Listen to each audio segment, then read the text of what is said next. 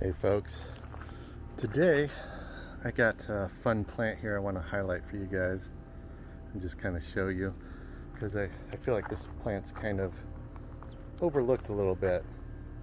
Doesn't seem to be real popular, but this is called a garlic chive plant, and I bought this 3 years ago from the Arizona Rare Fruit Growers plant sale that they had in the fall.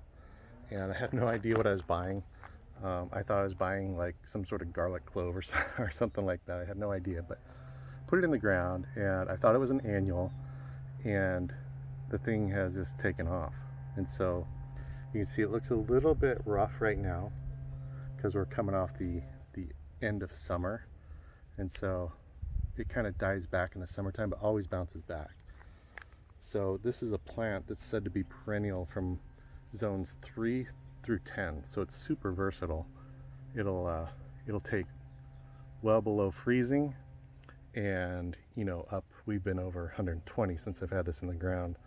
And while it doesn't like it and it'll die back a little bit, it survives and comes back. So it's a really versatile plant that really anybody can do, just about anybody.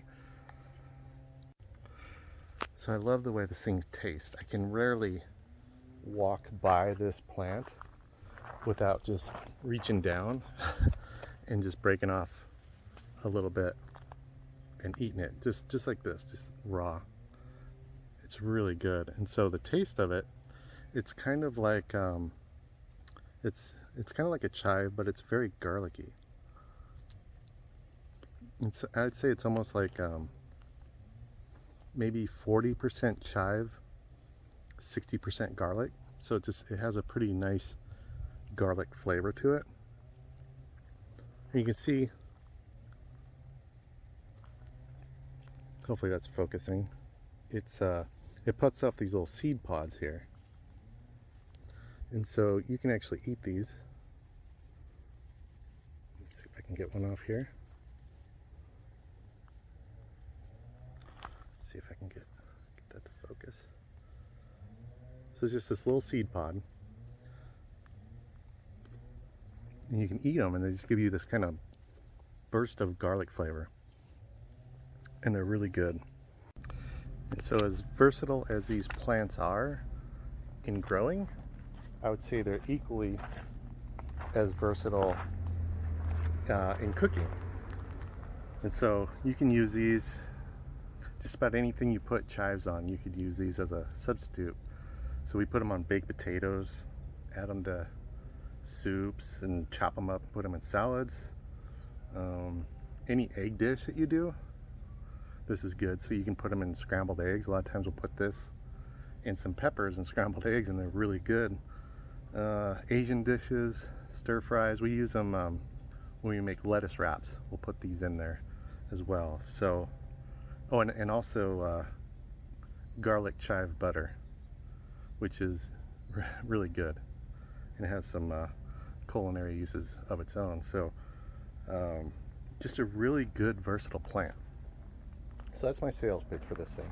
So I'm going to show you how I harvest, and there's several different ways to harvest this, but I'll show you that in this video, and I'll also show you the maintenance that's involved with these, which is very little, but I'll show you what we do have to do, and how to propagate these. They can be propagated both from these seeds or from the root base.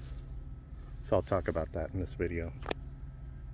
Okay, so first is just maintenance, and the routine maintenance that you want to do is, first of all, you can see all this that has died back over summertime. And so what I want to do is I'm just going to pull this out and just kind of clean it up. This will help it breathe a little better, because you can just see all this stuff just died off in the hot summer. So I'm going to pull all this out, and then the next thing is just pulling weeds out like this. This is oregano, which is kind of like a weed in the garden if you don't maintain it. But so that's what I'm going to do. I'm going to clean this up here, and this is what you do as normal maintenance. Okay, and the other thing, when you're doing your maintenance, the other thing you want to do is you want to cut these flower heads off. So you can enjoy these for a while, but when they start drying out, if you look, hopefully this will focus, you can see those black seeds in there. So these will start drying out, they'll start dropping. So if you want to kind of control where these plants propagate, you just want to clip these off, just so that you don't end up with these things sprouting all over the place. Okay, so when you're harvesting, you can come in here depending on how much you need. You can just break some off, or if you need a little bit more, you just come down here, down low, with your knife, and just cut it off down low like that. And so this leaves this little plug here in the ground, and this will start sprouting again very quickly when the weather, when the weather's nice and warm. It's not too hot, not too cold. This thing will just bounce right back. So I'm going to finish harvesting the rest of this because I want to show you how to thin this out.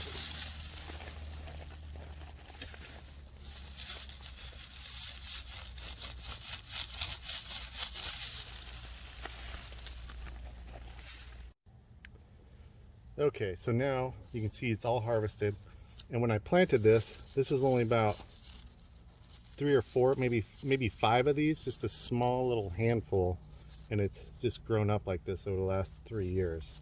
So, and I don't want it to get too much bigger, and you can just see how dense this is. So I'm gonna thin it out. That's my object today, and I'm also gonna save some of these and pot these up. I'll show you how I do that because I want to give some of these to a friend of mine that has tried these and loves them. So what you do is you gotta get down here, and so I'm gonna kind of try to dig down under this and pop it up.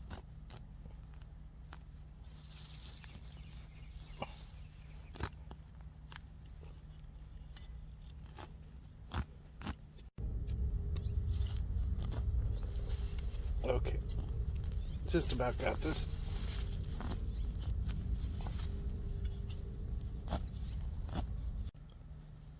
Okay, if you look, this thing is just super dense. These roots are just crazy in here. And you can see in here all the different little plugs, all the different shoots that just kind of pop up. And so what I want to do is kind of try to separate these a little bit so that I can control how dense this thing grows. So this is going to take me a minute to kind of loosen this up, so I'm gonna work with it here.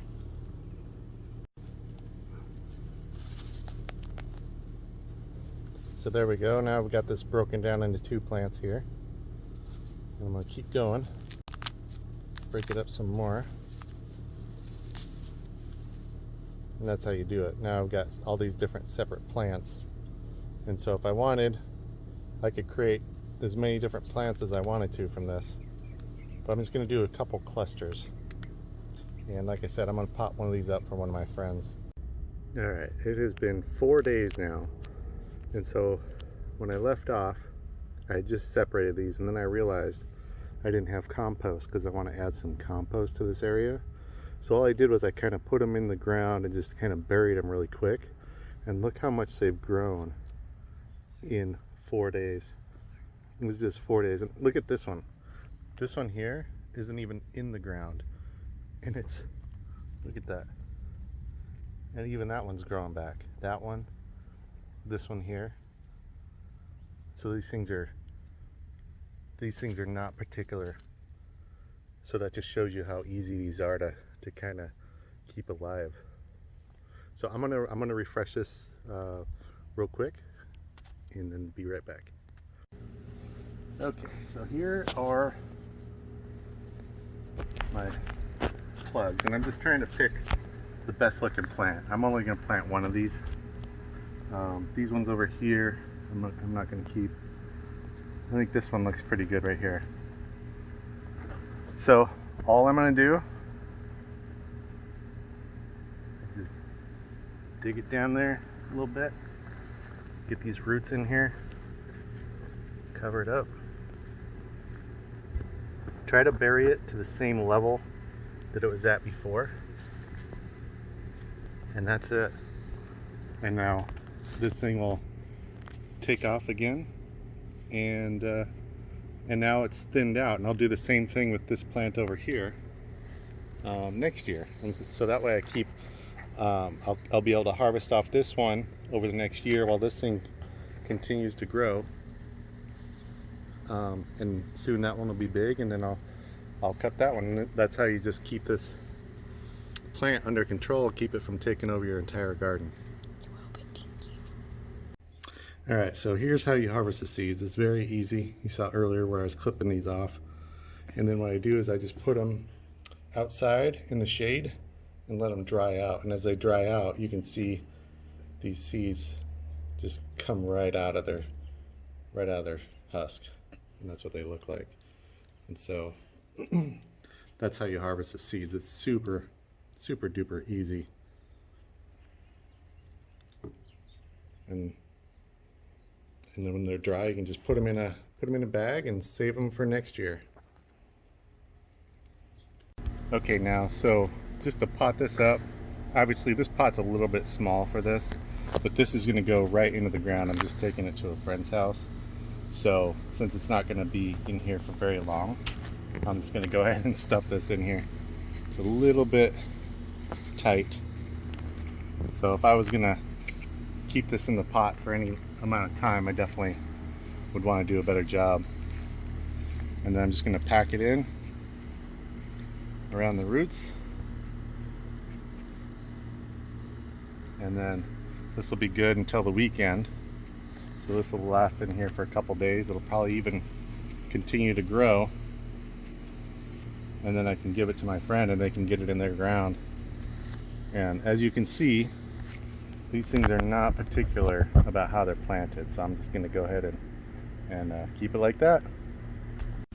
Alright guys, that's it for this video. I just wanted to show you this awesome plant and what's involved with keeping it and thinning it out from time to time. And hopefully I've sold you on it, because it is very easy to grow and tastes great and has a whole lot of versatility.